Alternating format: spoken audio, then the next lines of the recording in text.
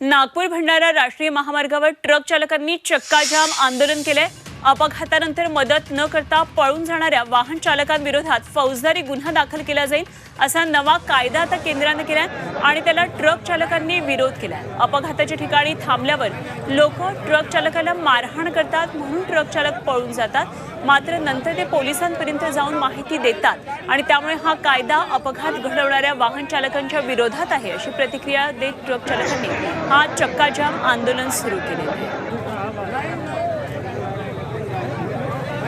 नागपूर भंडारा राष्ट्रीय महामार्गावरची ही दृश्य आहेत। ट्रक चालकांचे हे आंदोलन आहे, चक्काजाम आंदोलन ट्रक चालकांनी केले। नवीन कायद्याच्या विरोधात त्याच्या निषेधार्थ ट्रक चालकांचे हे आंदोलन सुरू आहे। चक्का जाम झालेला आहे, अनेक वाहनं आता खोळंबली आहेत। अपघातानंतर मदत न करता ट्रक चालक पळून जातात आणि त्यामुळे अशा वाहन चालकांविरोधात आता फौजदारी गुन्हा दाखल केला जाईल असा हा नवा कायदा सांगतोय, मात्र ट्रक चालकांनी त्याला विरोध केलेला आहे।